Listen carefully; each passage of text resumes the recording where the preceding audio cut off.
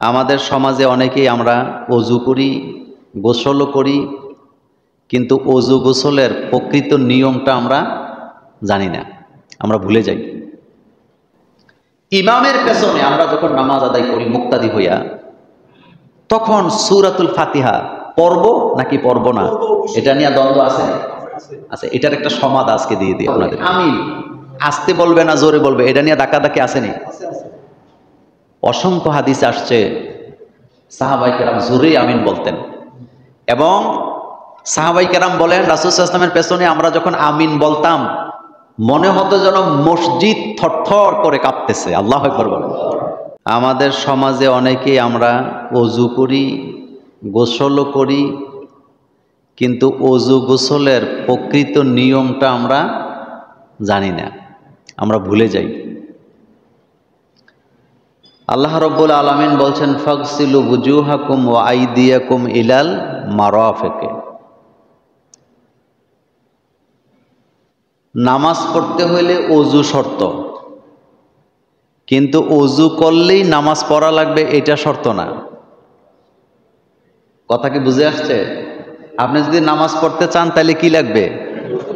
কিন্তু অজু করলেই নামাজ পড়তে হবে ব্যাপারটা না। যেমন এখন নামাজের টাইম না, আপনি অজু করছেন, নামাজ পড়া কি না শর্ত না? কিন্তু নামাজ পড়তে হইলে কি লাগবে? অজু লাগবে।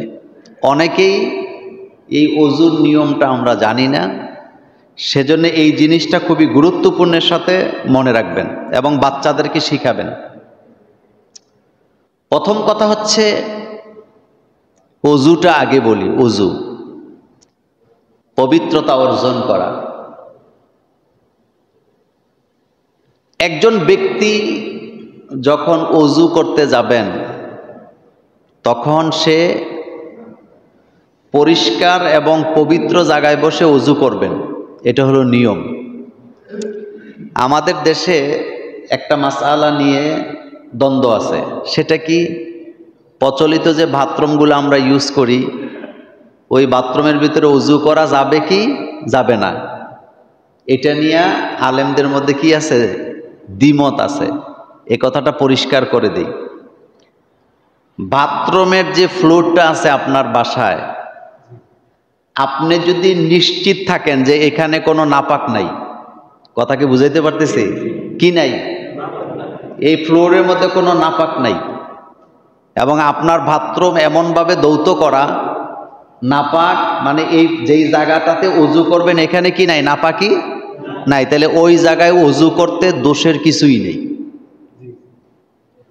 কিন্তু আপনার এই বাথরুমের মধ্যে বাচ্চারা পেশাব করে, আপনারাও সপ্তাহে একবার ঠিক মতো বাথরুম দৌড় না, এরকমের মানুষও কি আছে? তাহলে ওই বাথরুমে অজু করা যাবে না। দ্বিতীয় কথা হলো, যেই বাথরুমে হাই কমোড ব্যবহার করা হয় সেই বাথরুমগুলা পরিষ্কার রাখাটা সহজ, যদি বাচ্চারা ফ্লোরের মধ্যে কি না করে? পেশাব না করে, প্রস্রাব না করে। এক কথা, যে ফ্লোরে দাঁড়িয়ে আপনি অজুটা করতেছেন এই জায়গাটা যদি নাপাকি না থাকে, এখান থেকে ছিটকা যদি আপনার জামা কাপড়ে নাপাক পড়ার কোনো সম্ভাবনা না থাকে, তাহলে ওই বাথরুমে অজু করা কি যাবে। আর যেটার কোনো নিশ্চয়তা নেই ওইটার মধ্যে আপনি অজু করতে পারবেন না। তো অজুর জায়গায় আপনি থাকলেন, তবে বেস্ট হলো অজুর জন্য আলাদা একটা জায়গা কি রাখা। যেমন এখন বাজারে আপনার ওই যে অজু করার মতন বেসিন পাওয়া যায়, এটা দেখছেন তো আপনারা অনেক জায়গায় বেসিনটাই আছে, এটা অজু করা যায়। মানে উপরে আপনি হাত মুখ ধুইলেন আর নিচে আরেকটা জায়গা থাকে, ওইটাতে কি পা ধোয়া যায়, এরকমের বেসিন আছে। তো অজু কিভাবে করব আমরা? প্রথমে আমরা অজুর স্থানে বসব, ক্যাবলামুখী হয়ে অজু করা সুন্নত। বলেন, ক্যাবলামুখী হয়ে অজু করা মানে কাবার দিকে ফিরে অজু করাটা সুন্নত। পবিত্র জায়গায় বসলেন, বসার পরে অজুর শুরুতে বিসমিল্লাহ বলবেন, বিসমিল্লাহ বলে অজু শুরু করবেন। এরপরে আপনি ডান হাত প্রথম এই কবজি পর্যন্ত ধৌত করবেন 3 বার। কয়বার? এরপরে বাম হাতের কবজি পর্যন্ত আবার ধুইবেন 3 বার। এটা বাচ্চাদেরকে, মহিলাদেরকে একেবারে প্র্যাকটিক্যালি শিখিয়ে দিবেন। 3 বার দোয়া সুন্নত, 1 বার ধুইলে ফরজ আদায় হইব। কথা কি বুঝাইতে পারতেছি? 1 বার ধুইলে ফরজ কি আদায় হবে, কিন্তু কয়বার দোয়া সুন্নত? প্রতিটা অঙ্গ। এই কবজি পর্যন্ত 2 হাত ধৌত করার পরে আপনি কুলি করবেন। কথাটা সহজ না, খেয়াল না করলে বুঝবেন না। কুলিটা কি? মানে এই যে পানি নিলে, নেওয়ার পরে নিয়ম হচ্ছে আপনি অর্ধেকটা পানি কুলি করবেন, অর্ধেকটা নাকে দিবেন। এটা হলো একটা পদ্ধতি। মানে একবার পানি নিছেন, অর্ধেকটা কুলি আর অর্ধেকটা কি নাকে, এটা একটা পদ্ধতি। আরেকটা হলো যে 3 বার কুলি করার পরে এরপরে আবার পানি নিয়ে নাকে কি দিলেন, 3 বার দিয়ে ধৌত করলেন। দুইটাই সুন্নাহ দ্বারা সাব্যস্ত। তাহলে কুলি করলেন, নাকে কি দিলেন? পানি দিলেন, দিয়ে নাক পরিষ্কার করলেন। করার পরে এই যে কপালের উপরে চুলের গোড়া থেকে থুতির নিচ পর্যন্ত, এই কানের লতি থেকে ওই কানের লতি পর্যন্ত, এটা হলো মুখমণ্ডল, পুরাটা আপনি ধৌত করবেন 3 বার। 1 বার ধৌত করলে ওযু হয়ে যাবে, কিন্তু 3 বার ধৌত করা কি সুন্নত। একেবারে সুন্দর করে ধৌত করলেন। করার পরে আপনি ডান হাত এই যে কনুই সহ ধৌত করবেন, কনুইটা সহ। পানিটা উপর থেকে নিচের দিকে না মারবেন। আমরা অনেকে এভাবে নিয়ে এভাবে করি, এটা না। পানিটা এক হাতে নিয়ে এখান থেকে নিচের দিকে মারবেন। কথাকে বুঝাইতে পারতেছি? নিচের দিকে 3 বার 3 বার, ডান হাত 3 বার, বাম হাত 3 বার। করার পরে এখন আপনি আবার এই হাত মানে পানি নেবেন, নিয়ে হাতটা ছেড়ে দিয়ে মাথা মাসে করবেন। মাথে মাসা করার পদ্ধতি হলো সামনের থেকে পেছনের দিকে নিবেন, নিয়ে আবার পেছন থেকে সামনের দিকে আনবেন। আনার পরে কান মাসে করবেন। কি মাসা করবেন? কান। ঘাড় মাসাই করার ব্যাপারে আলেমদের মধ্যে ইখতিলাফ আছে, কিন্তু কান আপনি মাসে করবেন। তাইলে মাথা মাসাই হয়ে গেল। এবার পা, প্রথমে ডান পা টাকনু সহ ধৌত করবেন। আঙ্গুলগুলো খিলেল করবেন। মনোযোগ আছে? আঙ্গুলগুলো কি করবেন? খিলাইল করবেন, মানে আঙ্গুলের ভিতরে যেন পানি ঢুকে। ডান পা, বাম পা, আবার বাম পা আপনি ধৌত করবেন। তবে ডান হাতে পানি নিয়ে বাম হাতে দোয়া, পা দোয়ার সময় এভাবেও করতে পারেন। আর আমরা তো এখন ট্যাপ দিয়ে করি, ভালোভাবে পাটা যেন ধৌত হয়, আঙ্গুলের চিপা চাপা যেন শুকনা না থাকে। এবার শুনেন, ওযু শেষ। এবার আপনি ওযুর জায়গা থেকে দাঁড়াবেন, দাঁড়ায় বলবেন আশহাদু আল্লা ইলাহা ইল্লাল্লাহু ওয়া আশহাদু আন্না মুহাম্মাদান আবদুহু ওয়া রাসূলুহু। এভাবে ওযু করে, আমি যেভাবে বললাম এভাবে ওযু করে কেউ যদি কালিমা শাহাদাত পাঠ করে, কিয়ামতে তার জন্য জান্নাতের 8টা দরওয়াজা খোলা থাকবে। আল্লাহর বান্দা বান্দির যেই দরজাটা পছন্দ হবে সেই দরজা দিয়ে জান্নাতে চলে যাবে। শুধু তাই নয়, সহিহ মুসলিমের হাদিসে আসছে, আল্লাহর নবী বলেছেন, এইভাবে করে খুশুভাবে ওযু করার পরে কেউ যদি 2 রাকাত নামাজ আদায় করে, কয় রাকাত? কয় রাকাত? শুধু 2 রাকাত নামাজ আদায় করলো। নামাজটা শুধুমাত্র আল্লাহর সন্তুষ্টি অর্জনের জন্য পড়লো। এই নামাজের ভিতরে আল্লাহ ছাড়া কারো কথা তার ব্রেনে আসে নাই। এইভাবে করে যদি নামাজ আদায় করে 2 রাকাত নামাজ, নবীজি বললেন এই 2 রাকাত নামাজ তাকে আল্লাহর জান্নাতে নেওয়ার জন্য যথেষ্ট। কিন্তু বিষয়টা অনেক কঠিন, বিষয়টা অনেক কঠিন। 1 কোটির মধ্যে একজনের নামাজও এই পদ্ধতিতে হওয়ার সম্ভাবনা খুবই হীন। এভাবে 3 বার সব অঙ্গ ধৌত করে নামাজে দাঁড়াইছে, আপনি বলবেন নামাজে দাঁড়াইছি তো না, নামাজে দাঁড়াবার পর শুরু থেকে শেষ পর্যন্ত আপনার মনে, আপনার মগজে শুধুমাত্র কে থাকবে? দেখবেন, ট্রাই করে পারবেন না, ট্রাই করে দেখবেন পারবেন না, 1 কোটিতেও পাবেন না। আপনি যদি চেষ্টা করতে থাকেন, করতে করতে হয়তো একদিন হয়ে যাবে, কিন্তু বিষয়টা অনেক কঠিন। রাসূল এখানে যেই নামাজের কথা বলেছেন, এই নামাজটা একাগ্র চিত্তে শুধুমাত্র কার জন্য? আল্লাহ পাকের জন্য। এখানে এই নামাজে কারো কথা মনে আসবে না, শুধু আল্লাহর কথা। কিন্তু আপনি ট্রাই করলেও পারবেন না। ট্রাই করতে করতে যদি অসংখ্যবার করেন, একবার হইলেও হইতে পারে। নাম্বার 2, আমরা যখন ওযু করে মসজিদে যাই, খুবই গুরুত্বপূর্ণ কথা, মসজিদে যাইয়া আগে বসবেন না আগে 2 রাকাত নামাজ পড়বেন? এই জায়গাটার মধ্যে সমস্যা। আমাদের দেশের ম্যাক্সিমাম মানুষ মসজিদে ঢুকে যায় বসে পড়ে না।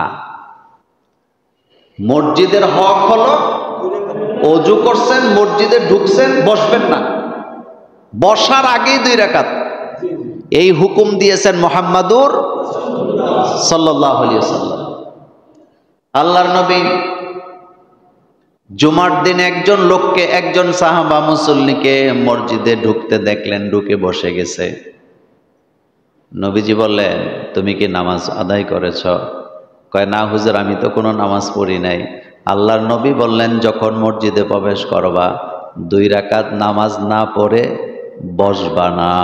অর্ডার দিলেন রাসূল, লা তাসলিস, তুমি বসবা না যতক্ষণ পর্যন্ত 2 রাকাত নামাজ তুমি আদায় করতে না পারো। 2 রাকাত পরে তারপরে বসবা।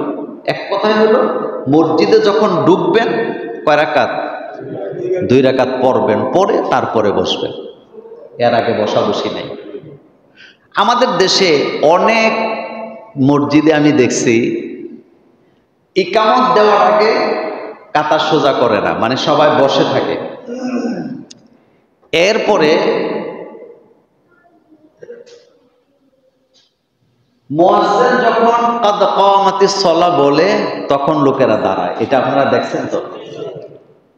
এটা একটা পদ্ধতি, ঠিক আছে, ইখতিলাফের জায়গাটাতে বিতর্ক করতে চাই না, কিন্তু এই যে হাইয়া কাদ কামাতিস সালাহ বলার পরে দাঁড়ায়, কাদ কামাতিস সালাহ বলল, এখন দাঁড়ায়, এই যে দাঁড়ায়, কাতারগুলো ঠিকমতো সোজা করতে পারে না। এজন্য যখন একামত শুরু হবে কি করবেন? কাতার সোজা করবেন। রাসূল বলেছেন, যার কারণে কাতার বাঁকা হবে সে দায়ী।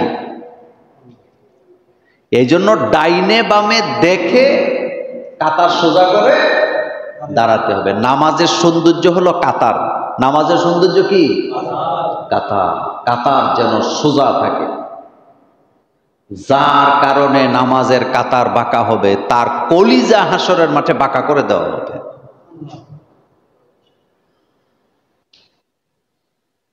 আরেকটা হলো, কাতারের মাঝখানে ফাঁকা রাখা যাবে না। এটা নিয়ে আমরা গাফলতি করি। একজনের গায়ের সাথে আরেকজনের গা লাগলে একেবারে কেমন কেমন জানি করে, এরকমের লোক আসেনি? না, এরকম করা যাবে না। এখন আসেন একটি গুরুত্বপূর্ণ কথা বলি, সেটি হলো, আপনি ফজরের নামাজের সময় মসজিদে গেছেন, যাওয়ার পরে দেখতেছেন জামাত চলতেছে। এখন আপনি কি জামাতে আগে শরীক হবেন না সুন্নত পড়েন? এটা নিয়ে আমাদের সাথে ধাক্কাধাক্কি আছে। অনেকে বলে সুন্নত পড়ে তারপরে দাঁড়াবেন না। যখন মসজিদে যাবেন, যদি যাইয়া দেখেন ইকামত চলতেছে, সুন্নত পড়বেন না, আপনি জামাতে শরীক হবেন আগে। এখন বলবেন, হুজুর তাহলে ফজরের নামাজের সুন্নত তো রাসূল ছাড়তেন না, আমি কখন পড়ব? এটারও 2টা জবাব আছে। আপনি ইচ্ছা করলে নামাজের পরেই সুন্নত পড়ে ফেলতে পারবেন, আপনি যদি মনে করেন যে আমি বাড়িতে যাব না, মসজিদে অবস্থান করব কতক্ষণ, সূর্য ওঠা পর্যন্ত, তাইলে আপনি কি সূর্য ওঠা পরে আপনি পড়বেন সুন্নত। কিন্তু রাসূল করিম সাল্লাল্লাহু আলাইহি ওয়াসাল্লামের হাদিস দ্বারা প্রমাণিত, তিরমিজির হাদিসে এটা আসছে, আপনি ফরজের পরেই কি করবেন? 2 রাকাত সুন্নত পড়বেন। তাহলে কথাটা আরেকটু ক্লিয়ার করে দেই। আপনার কোনো কাম কাজ নাই, আপনি মসজিদে অবস্থান করতে পারবেন, তাইলে আপনি অপেক্ষা করবেন সূর্য ওঠা পর্যন্ত, এরপরে পড়বেন। আপনার কাজ আছে, আপনি এতক্ষণ মসজিদে অবস্থান করবেন না, তাইলে আপনি নামাজে ফরজের পরে কি করবেন? 2 রাকাত সুন্নত পড়বেন। তবে ফজরের নামাজের সুন্নত আর মাগরিবের নামাজের সুন্নত রাসূল সাল্লাল্লাহু আলাইহি ওয়াসাল্লাম কখনো ছেড়ে দিতেন না। আজকে আরেকটি গুরুত্বপূর্ণ কথা বলি, সেটি হলো ইমামের পেছনে আমরা যখন নামাজ আদায় করি মুক্তাদি হইয়া, তখন সূরাতুল ফাতিহা পড়ব নাকি পড়ব না, এটা নিয়ে দ্বন্দ্ব আছে না? আছে। এটার একটা সমাধান আজকে দিয়ে দিই আপনাদেরকে। সেটা হলো, এটা নিয়ে ইমামদের মধ্যে মত পার্থক্য আছে। হানাফি মাযহাবের ফতোয়া একরকম, আর অন্যান্য মাযহাবের ফতোয়া কি আরেক রকম। আমরা মধ্যবর্তী জায়গাটাতে একটু অবলম্বন করি। সেটা কি, একেবারে সহজ করে দেই, লম্বা করতে চাই না। সেটা হচ্ছে, যেই নামাজগুলাতে ইমাম সাহেব কেরাত মনে মনে পড়ে, আছে না? জোহরের নামাজ, আসরের নামাজ, কথা কন না কেন? আসতে পড়ে না? আপনি সূরা ফাতিহা পড়বেন। যেই নামাজগুলাতে ইমাম সাহেব কেরাত জোরে পড়ে, সূরাতুল ফাতিহা জোরে পড়ে, শোনায় পড়ে, ফজরের নামাজ, মাগরিবের নামাজ, এশার নামাজ, আপনি পড়বেন না। যদি সুযোগ পান পড়বেন, আপত্তি নাই। কিন্তু যেহেতু জোরে পড়তেছে, এখন আর পড়ার কি নাই, দরকার নাই। এক কথায়, ইমাম সাহেব যখন চুপে চুপে কেরাত পড়বে, সূরা ফাতিহা পড়বে, আপনারা পড়বেন। দাঁড়ায় থেকে লাভ নাই। তাহলে নামাজে মনোযোগ বাড়বে না কমবে? বাড়বে, বাড়বে না? আর যেগুলোতে ইমাম সাহেব জোরে সূরা ফাতিহা পড়তেছে, আপনি শুনতেছেন, এই জায়গাতে না পড়লেন। কিন্তু এই জিনিসগুলো নিয়ে বাড়াবাড়ি করা যাবে না। আরেকটা মজার কথা বলি, আমিন আস্তে বলবে না জোরে বলবে, এটা নিয়ে ধাক্কাধাক্কি আসেনি?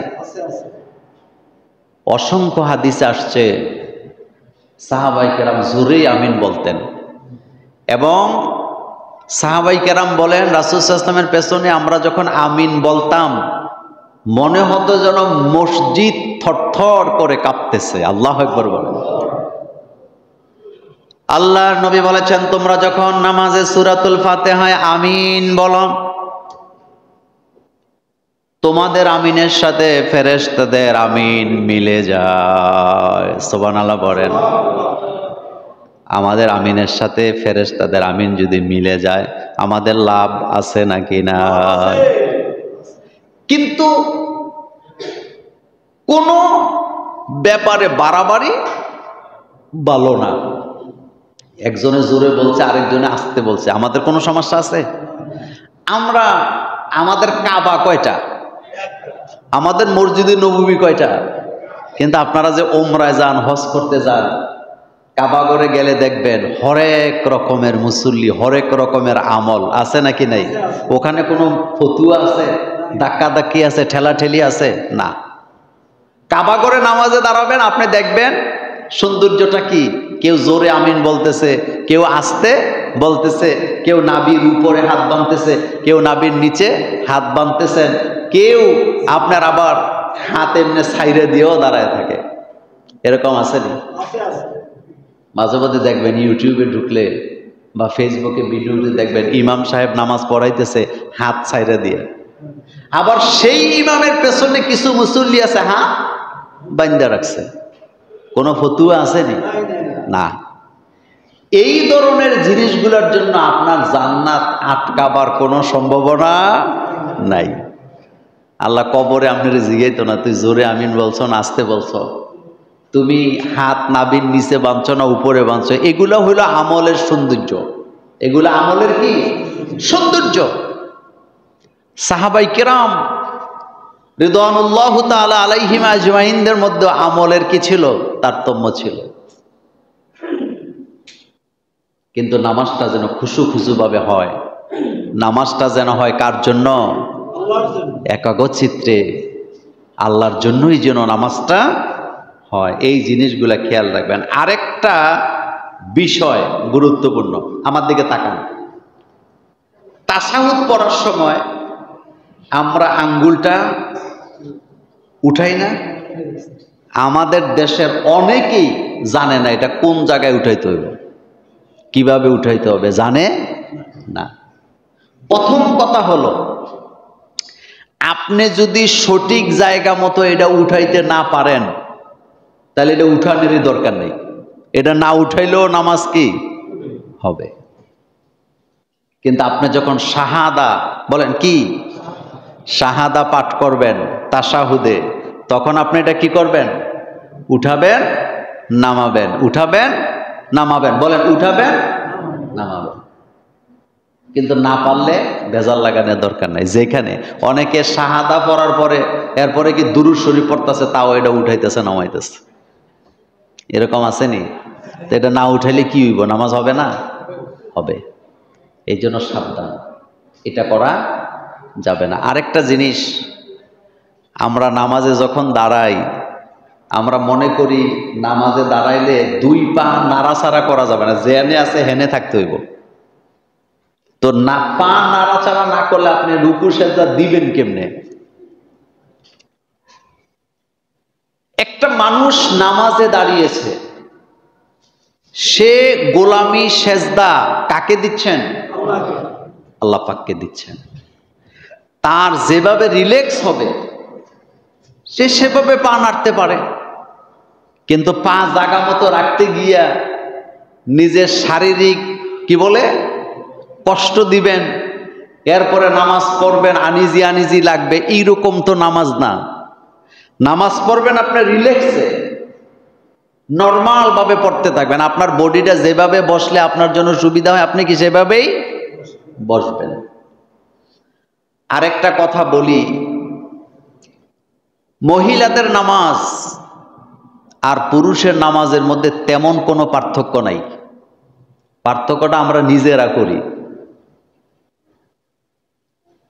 মহিলারা রুকু দিবে যতটা, আমরাও রুকু দিব ততটা, নাকি আলাদা আছে? আমরা সেজদা দেই যতটা, নারীরাও সেজদা দিবে ততটা। মৌলিক কোনো পার্থক্য কি নাই। পার্থক্য একটাই, তারা একেবারে ঢেকে নামাজ পড়বে আর আমাদের পোশাকটা কি একটু খোলামেলা, হাত খোলা থাকবে, পা খোলা থাকবে। আমাদের চুল মাথায় টুপি না দিলেও আমাদের নামাজ কি হবে, কিন্তু মহিলারা ডাকতে হবে। এখন তো আলহামদুলিল্লাহ আমাদের দেশ সতর্ক, আমাদের দেশে হিজাব আছে নি? চমৎকার, একেবারে এটা এক হিজাবে পুরা শরীর ঢেকে যায়। আপনি পরে আপনি আপনার স্ত্রীকে, আপনার মেয়েকে, আপনার মাকে, আপনার বোনকে কিনে দিবেন, উনি নামাজের সময় বাস এটা দিল, দিয়ে নামাজে দাঁড়ায় যাবে। পর্দার আর কোনো ব্যাঘাত হবে না। নামাজ পড়তে হবে, শরীর ঢেকে দিতে হবে। শরীর খোলামেলা রেখে নামাজ আদায় করা যাবে না। নামাজ আমাদের দেশে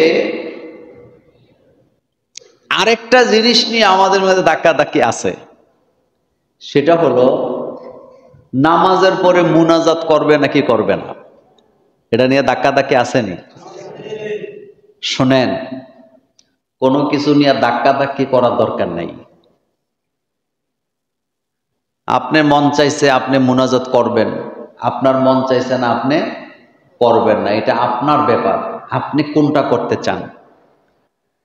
আমরা যেভাবে নামাজের পরে সালাম ফিরাইয়াই দোয়া দুরুদ না পইরা হাত তুললা মুনাজাত শুরু করে দেই, রাসূল সাল্লাল্লাহু আলাইহি ওয়াসাল্লাম এই পদ্ধতিতে মুনাজাত করে নাই।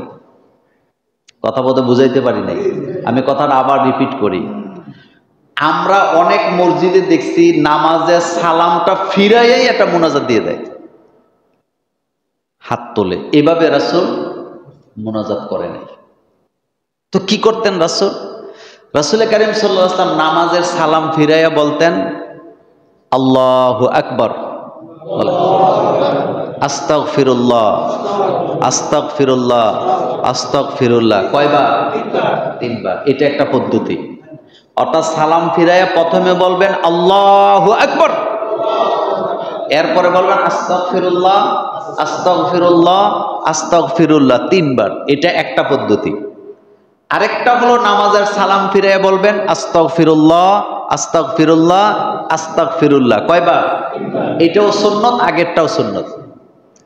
রাসূল কারীম সাল্লাল্লাহু আলাইহি ওয়াসাল্লাম কখনো কখনো সালাম ফিরাইয়া বলতেন আল্লাহু আকবার, আস্তাগফিরুল্লাহ, আস্তাগফিরুল্লাহ, আস্তাগফিরুল্লাহ। রাসূল কারীম সাল্লাল্লাহু আলাইহি ওয়াসাল্লাম কখনো কখনো সালাম ফিরাইয়া বলতেন আস্তাগফিরুল্লাহ, আস্তাগফিরুল্লাহ, আস্তাগফিরুল্লাহ। কথা কি বুঝাইতে পারলাম? এখন কি দোয়া? আল্লাহুম্মা আনতাস সালাম ওয়া মিনকাস সালাম তাবারাকতা রব্বানা ওয়া তাআলাইতা ইয়া যাল জালালি ওয়াল ইকরাম। এরপরে রব্বানা আতিনা ফিদ দুনিয়া হাসানা ওয়া ফিল আখিরাতি হাসানা ওয়া কিনা আযাবান্নার। সুবহানাল্লাহ, সুবহানাল্লাহ, সুবহানাল্লাহ, আলহামদুলিল্লাহ, আলহামদুলিল্লাহ, আলহামদুলিল্লাহ, আল্লাহু আকবার, আল্লাহু আকবার, আল্লাহু আকবার। এই তাসবিহগুলো রাসূল পড়তেন 33, 33, 34, 33, 33, 34। তাইলে 100 হয়েছে না? এভাবে করে রাসূল সাল্লাল্লাহু আলাইহি ওয়াসাল্লাম দোয়া করতেন। এখন আসেন, কেউ যদি মুনাজাত করে তাইলে আপত্তি থাকবে না তখন নামাজের অংশ হিসাবে মুনাজাতকে করবে না। যখন আমি বুঝাইতে পারি নাই, মানে নামাজের অংশ হিসাবে হাত তুলে মুনাজাত করার দরকার নাই। যেমন জুমার নামাজ, কোন নামাজ?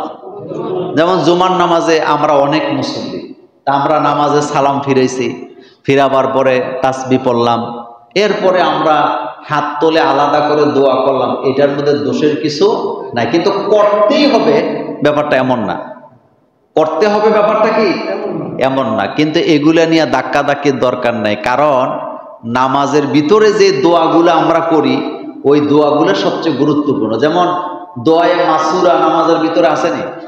আল্লাহুম্মা ইন্নী যালামতু নাফসি যুলমান কাসীরা লা ইয়াগফিরুয যুনুবা ইল্লা আনতা ফাগফিরলি মাগফিরাতাম মিন ইনদিকা ওয়ারহামনি ইন্নাকা আনতাল গফুরুর রহিম। সুবহানাল্লাহ, সুবহানাল্লাহ। কথাকে বুঝাইতে পারছি? কোনো ব্যাপারে বাড়াবাড়ি করতে যায়েন না, বাড়াবাড়ি জিনিসটা ভালো না। কারণ জান্নাত জাহান্নামের গ্যারান্টি মানুষে দিতে পারে না, এটা দিতে পারে কে? আল্লাহ। এরপরে আপনি মসজিদে বসে আছেন, আপনি মসজিদে বসে আপনি একা একা মুনাজাত করেন, কোনো অসুবিধা আছে? দোয়া করেন, জিকির আজকার করেন, কোনো অসুবিধা আছে? নাই। তাইলে আমরা আজকে মসজিদ থেকে কি শিখলাম? প্রথমে শিখলাম যেই পরিবেশে আমরা যেভাবে আছি, কেউ যদি জোরে আমিন বলে আমাদের আপত্তি নাই, কেউ আসতে বললে আমাদের কোনো আপত্তি নাই। কোন মসজিদে কেউ যদি মুনাজাত করে এগুলা নিয়ে আমাদের বাড়াবাড়ি করার দরকার কি নাই। কেউ মুনাজাত করে করুক, কেউ মুনাজাত করে না না করুক। সবাই গোলাম কার? মূল কথা হলো নামাজি হন। আমি এটার ব্যাপারে এভাবে বলি, যারা নামাজ পড়ে, গত জুমার গুলা কই কে? আপনি যারা নামাজ আদায় করে তাদের বিরুদ্ধে ফতুয়া দিয়া লাভ নাই, যারা নামাজ আদায় করে না তাদের বিরুদ্ধে ফতুয়া দিবেন। যেই মহিলা বোরকা পরে ডিজাইনের কারণে বোরকার বিরুদ্ধে ফতুয়া দিয়েন না, যে বোরকা পরে না তার বিরুদ্ধে ফতুয়া দিবেন। যে মসজিদে নামাজ পড়তে আসছে সে নাভির নিচে হাত উপরে বাঁধছে, জোরে আমিন বলছে না, আস্তে আমিন বলছে, এইটার কোনো গুরুত্বই নাই, কারণ সে তো নামাজি। আপনি কথা বলবেন বেনামাজির বিরুদ্ধে, কথা কন না কেন? কার বিরুদ্ধে? আপনি কথা বলবেন বেনামাজির বিরুদ্ধে, নামাজির বিরুদ্ধে না। একটা মহিলা বোরকা পরে, কিন্তু সে একটু ডিজাইন করে পড়ছে, আপনি বোরকার বিরুদ্ধে, বোরকা পরিণার বিরুদ্ধে ফতুয়া দিয়ে না, আপনি ফতুয়া দিবেন যে বোরকা একবারে পরে না। কারণ যে বোরকা ধরছে সে বোরকা ছাড়ার সম্ভাবনা কি নাই।